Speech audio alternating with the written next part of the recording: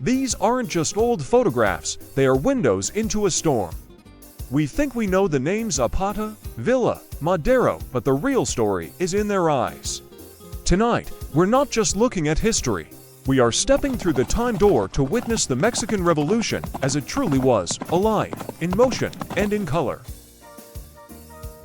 Long before the age of media, Pancho Villa knew his revolution would be televised. Posing here in 1913, the Centaur of the North wasn't just fighting a war. He was consciously building his own legend, one photograph at a time.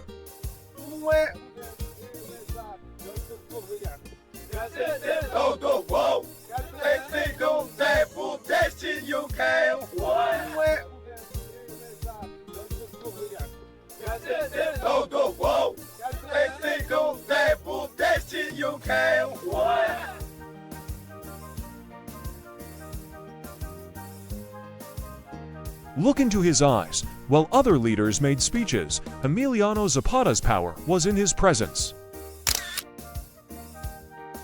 The immense weight of his ideal, land, and liberty is etched on his face.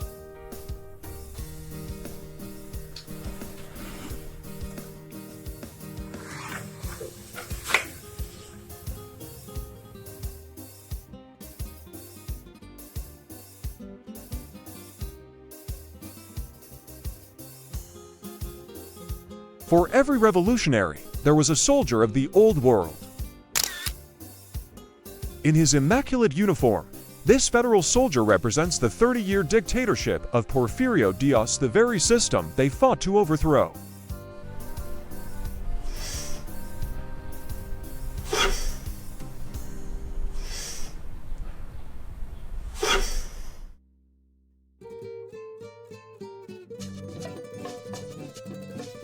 Emiliano Zapata was more than a man on a horse, he was an idea. In this single frame, you see the entire peasant struggle embodied, the iconic sombrero, the defiant bandoliers, and a gaze that promised to win back the land.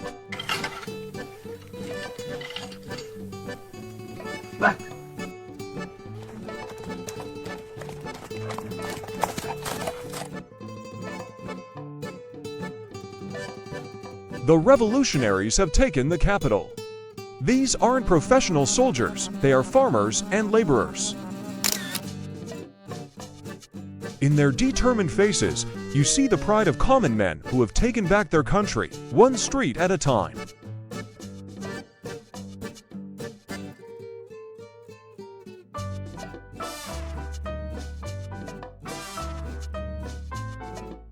This is the other side of war. Away from the battlefields, the true price is paid. For these families in Mexico City, victory isn't about politics. It's about a single bowl of soup to survive another day.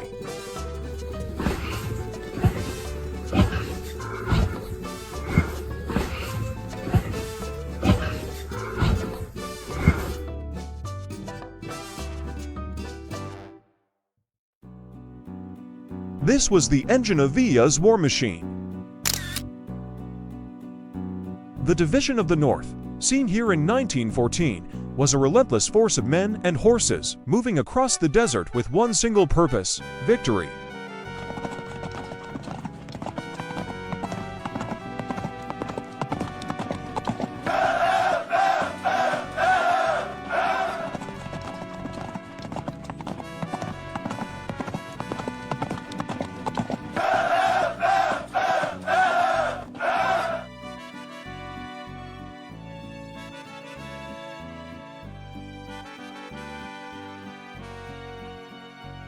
The calm before the storm. General Pancho Villa stands beside one of his men. In these quiet moments, between the chaos of battle, strategies were formed, and the fate of thousands was decided.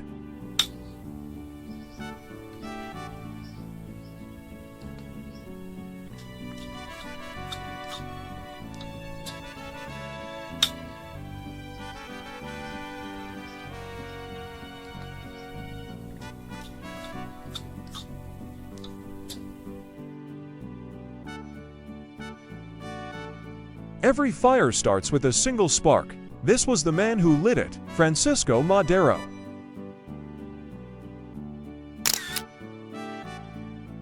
His call for democracy and justice was the catalyst that plunged Mexico into a decade of revolution.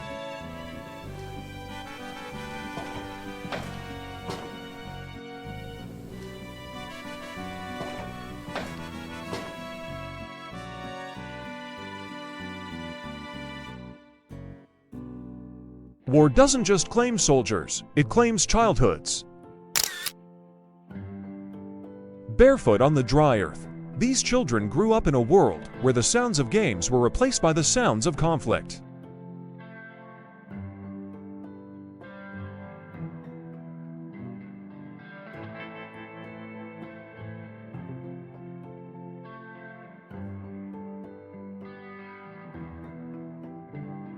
It was a moment that could have changed everything. Francisco Madero, with his wife, reads the peace terms that ended a 30-year dictatorship. For a brief, hopeful time, it seemed the war was finally over.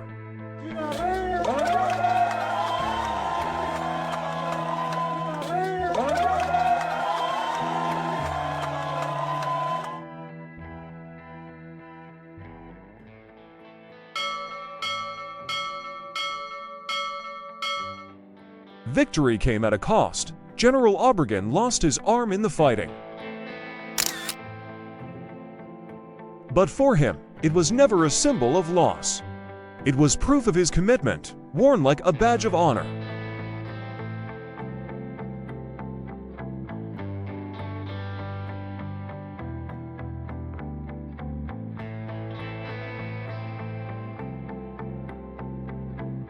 The Battle of Celaya was a turning point where Villa's army was finally broken.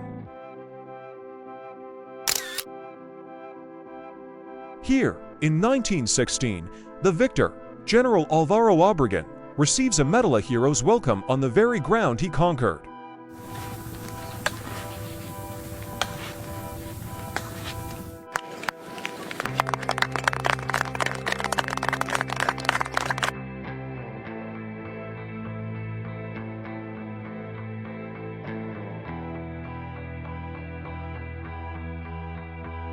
The revolution has reached the heart of the nation.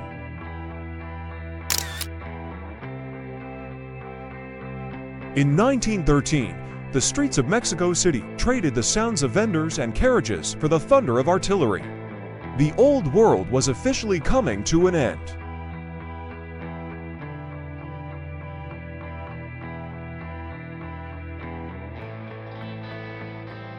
The railroad was the iron backbone of Mexico. It carried supplies, soldiers, and the revolution itself. But on platforms like this one in San Luis Potosi, it was also where ordinary life simply had to go on.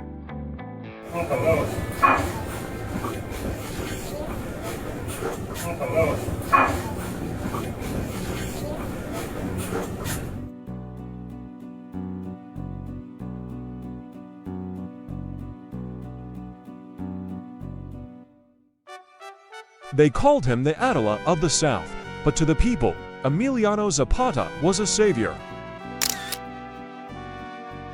Here, he seems to be part of the very land he promised to return to those who worked it.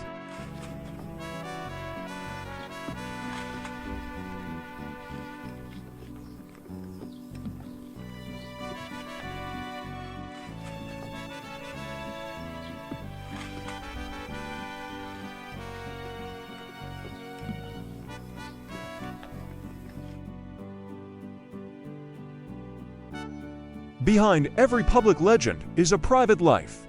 In this rare photograph from 1914, the fearsome Pancho Villa stands simply as a husband, beside his wife. A quiet moment of humanity in the middle of a brutal war.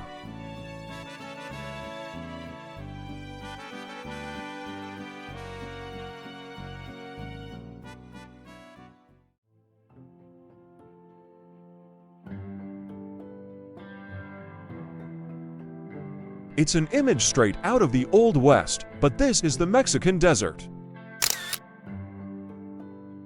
A lone rider becomes an anonymous symbol of the thousands who fought a timeless figure of endurance against a harsh landscape.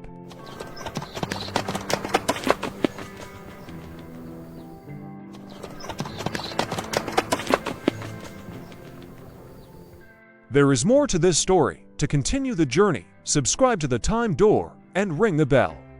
You don't want to miss what happens next in Part 2.